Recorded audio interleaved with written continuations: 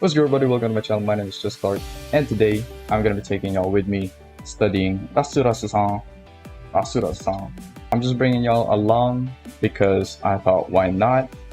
Maybe share some of my thought process as to how I study other artists. I listed out the stuff that stands out with rasurasu-san's work to me, which is their line, the proportions, gesture, and the way they color. So me personally, my style right now is more of like semi-realism. This is more cel-shaded type of rendering with Rasan. The thing with it is, whether you're doing realism, semi-realism, or cel shading or whatever, I feel like being able to simplify the light and the shadow, I think that's really the core of rendering. So whatever style you want to go with, if you have that knowledge, you can pretty much render about anything you want, as long as you practice it, obviously. But anyways, let's get started breaking down Rastasan's style, and we're gonna start off with the line because that's the one that stood out to me the most, which actually complements the proportions of the character as well as the gesture that they use. And gesture isn't just limited to like poses and stuff like that, like, oh, S curve, C curve, and shit like that. Gesture can be applied through just lines, like literally just the lines. This chicken scratchy style, you can tell that Rasa has good line control. Like, this is intentional. It's amazing how they can make it work, but it's more of a stylistic choice. But I'm pretty sure, you still gotta learn good line quality to get the proportions, at least for how I break that down or think about it. So I'm gonna draw a general head shape. Let me actually copy the post here. Then I'm gonna divide it in half so we have bigger eye sockets and shorter jaws for more lolly type characters. We'll have a more rounded contour and the eye shape, which also is something that I really like. I love like the sharp eyes, sharp eye contours. How the hell do you fucking describe that? Typically, the designs that I like, which, there's some examples on screen right now. Oh shit! Hold on, wait. Alright, there we go. That's my first attempt. Let me erase some guidelines. So, what mistakes did I make here? Proportions, I need to work on those better. Round out the shape language. Then the next thing I'm gonna check is color. But when I say color, what I mean is how they separate the value. What I want to see is their decision with values, and now I just chose the wrong color. How far are the values separated? Now, this does not mean we're seeing it's 93% right here. Shout out to Connor.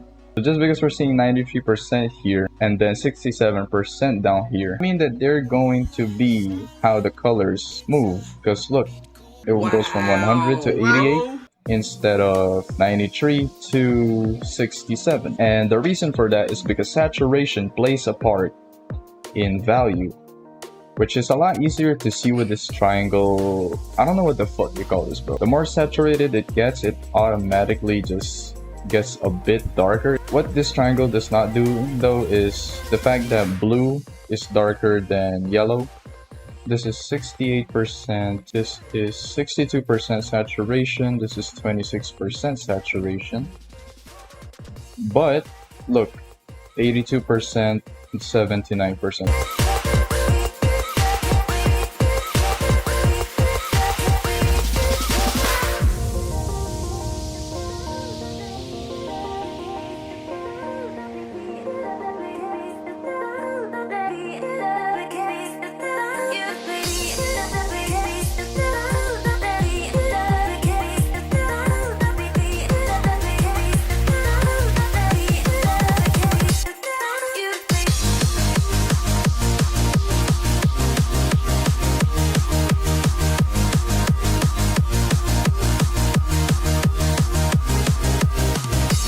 Alright, cool. Now mine's definitely a lot more red. So there's my first attempt.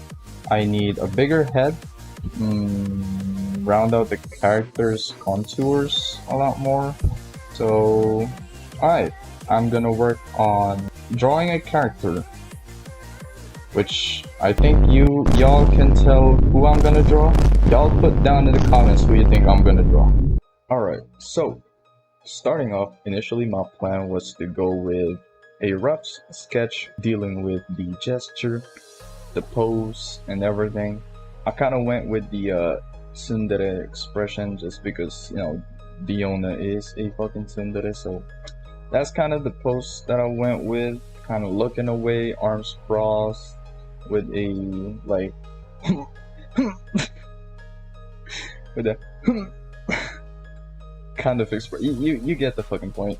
Hopefully that comes across with the fucking drawing well enough, just so that I didn't just embarrass myself there for nothing. But I've kind of decided that I would just go with a rough sketch and then try my best to do with a clean sketch instead of like rough sketch, clean sketch, and line art. And so I was figuring everything out as I go.